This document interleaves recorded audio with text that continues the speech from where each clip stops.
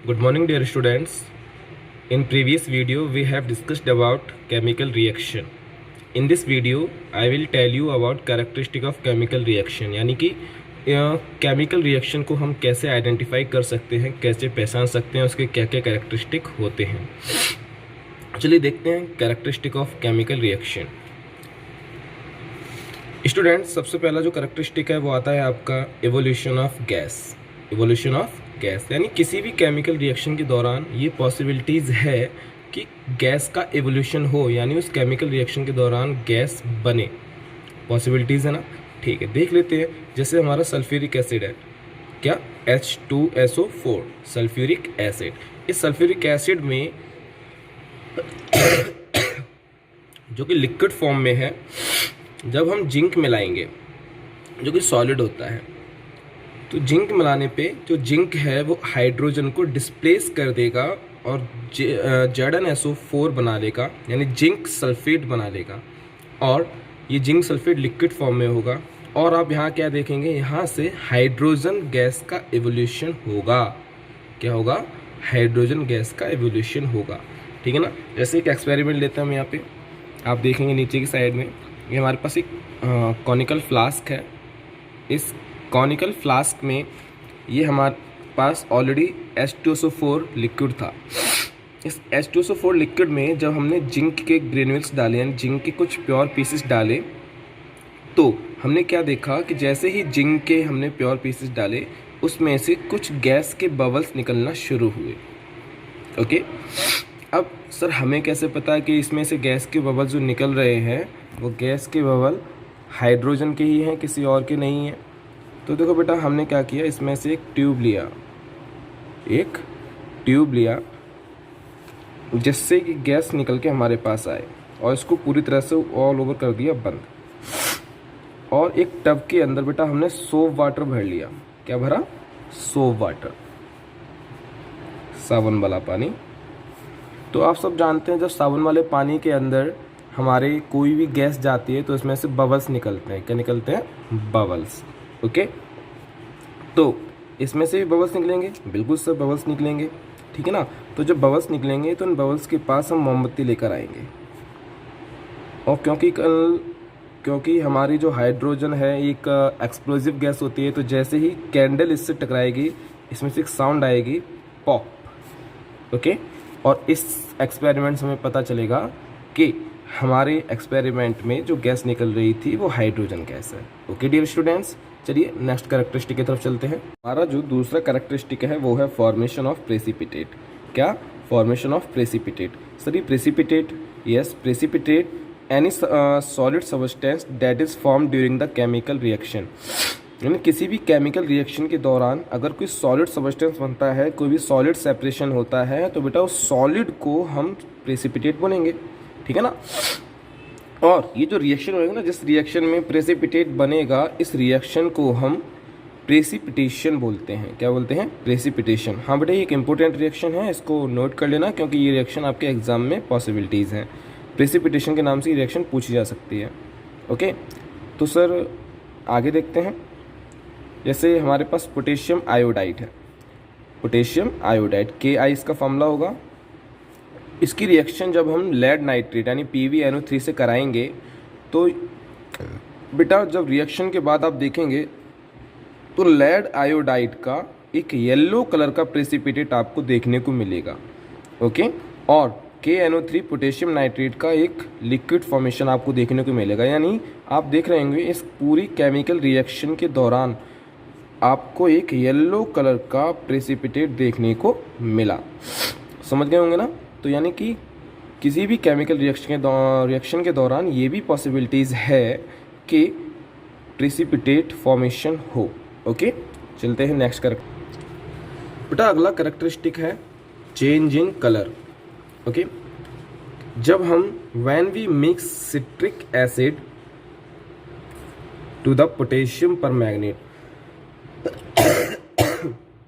जब हम potassium permanganate में सिट्रिक एसिड मिलाएंगे, तो देख लेंगे आप पोटेशियम परमैंगनेट का फॉर्मूला होता है KMnO4।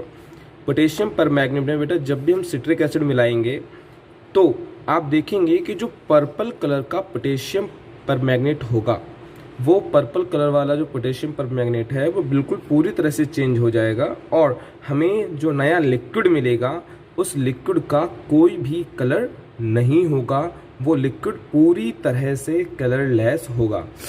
इसका मतलब जब कोई भी केमिकल रिएक्शन होगी तो ये भी पॉसिबिलिटीज़ है कि उस केमिकल रिएक्शन के दौरान हमारे केमिकल्स का कलर चेंज हो जाए।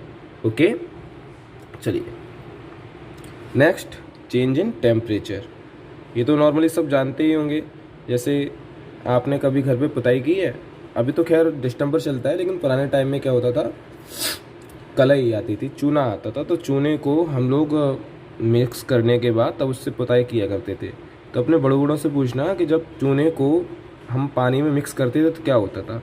मैं बताता हूँ। तो जो चूना होता है बेटा, उसका फॉर्मूला होता है कैल्शियम ऑक्साइड, क्विक लाइम। उसका फॉर्मूला क्या है? कैल्शियम ऑक्साइड यानी क्विक लाइम। जब क्विक लाइम की रिएक्शन, उस चूने की रिएक्शन हम पानी से कराते हैं तो बेटा जो क्विक लाइम है, ये क्विक लाइम आपका कैल्शियम हाइड्रोक्साइड में चेंज होता है। ओके, और इसके साथ साथ इसमें बहुत ज़्यादा हीट प्रोड्यूस होगी, ढेर सारी हीट, इतनी ज़्यादा हीट प्रोड्यूस होगी कि अगर इसको प्लास्टिक की बाल्टी या हल्की फुल्की कांच में या किसी भी चीज़ में किया जाए तो मे बी इट बस्ट, हो सकता है वो फट जाए या वो बस्ट हो जाए पूरी तरह से। क्लियर हुआ ना? हाँ, आप एक एक्सपेरिमेंट कर सकते हैं। एक टेस्ट ट्यूब लेंगे, ओके, उस टेस्ट ट्यूब में आप थोड़ा सा शुरू में कैल्शियम ऑक्साइड के कुछ टुकड़े डाल देंगे। कैल्शियम ऑक्साइड मीन्स वही क्विक लाइम, उसके टुकड़े डालेंगे। टुकड़े डालने के बाद जब आप उसमें ड्रॉप बाय ड्रॉप पानी डालेंगे तो बेटा आप देखेंगे थोड़ी देर में ये जो पूरी की पूरी कांच की ट्यूब है, यहाँ तक जहाँ तक क्विक लाइम होगा, ये थोड़ी सी क्वाइट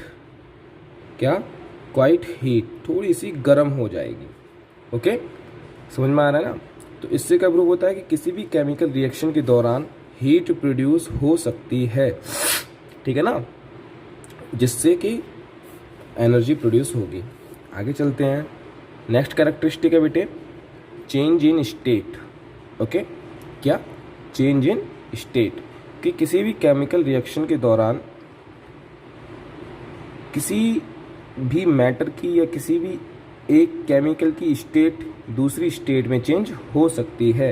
जैसे आप कई सारे रिएक्शन कराते हैं, जैसे अगर आप मोमबत्ती जलाते हो तो मोमबत्ती का जलना होता है तो सबसे पहले उसकी स्टेट जो होती है वो सॉलिड से लिक्विड में आती है ना, सॉलिड से लिक्विड में आती है, लिक्विड होकर वो गैस में बदल जाती है। नहीं सर, वो पूरी कहाँ ख़त्म होती है? अरे नहीं बेटा, आपने देखा नहीं कितनी बड़ी मोमबत्ती आप लेकर आते हो, कितनी बड़ी, लेकिन वो जल जाती है तो थोड़ी रह जाती है, ठीक है ना। तो बाकी की गई कहाँ? तो बाकी की बेटा सबसे पहले लिक्विड में चेंज हुई और लिक्विड में चेंज होने के बाद वो आपकी चेंज हुई गैस में, जिसको हम अभी दोबारा से वापस नहीं ला सकते, ठीक है ना। तो इससे क्या प्रूफ होता है? इससे प्रूफ होता है कि किसी भी केमिकल रिएक्शन के दौरान किसी भी एक केमिकल की स्टेट दूसरी स्टेट में चेंज हो सकती है, यानी सॉलिड लिक्विड में, लिक्विड गैस में, गैस सॉलिड में, लिक्विड सॉलिड में, इसी तरह से करके चेंज हो सकते हैं। एक और एग्जांपल दिया गया है यहाँ पे नीचे, जैसे H2SO4 है, अभी ये रिएक्शन हमने कराई थी थोड़ी देर पहले। अगर H2SO4 की रिएक्शन हम जिंक से कराते हैं और हम सब जानते हैं कि जिंक होता है वो सॉलिड है, ठीक है ना, H2SO4 लिक्विड है। तो जब हम इस जिंक को, इस सॉलिड को इस लिक्विड में मिलाएंगे तो आप क्या देखेंगे कि ये जिंक सल्फेट बनाएगा। और सब जानते हैं कि जिंक सल्फेट जो सॉल्यूशन होगा वो कैसा होगा? लिक्विड सॉल्यूशन होगा। क्या होगा? लिक्विड सॉल्यूशन होगा। ओके, तो आप क्या देख रहे हैं कि यहाँ पे जो जिंक था वो जिंक भी SO4 के साथ मिक्स होकर एक लिक्विड सॉल्यूशन बना रहा है। और जो हाइड्रोजन था जो कि पहले सल्फ्यूरिक एसिड के साथ मिला हुआ था तो उस समय वो लिक्विड फॉर्म में था, लेकिन जब वो रिएक्शन करता है जिंक के साथ तो वो SO4 से अलग होके बेटा हाइड्रोजन गैस बना लेता है। तो आप यहाँ क्या देख रहे हैं? आप खुद देख रहे होंगे कि कई सारे केमिकल्स की स्टेट यहाँ पे हाइड्रोजन लिक्विड से गैस में चेंज हो गया, यहाँ पे जो सॉलिड था वो लिक्विड में चेंज हो गया। इस तरह से करके किसी भी केमिकल रिएक्शन के दौरान क्या हो सकता है? किसी भी एक केमिकल की स्टेट दूसरे स्टेट में चेंज हो सकती है। So please note down these notes and show me on the WhatsApp. You can send the PDF and photos on the WhatsApp during the school hours. Okay,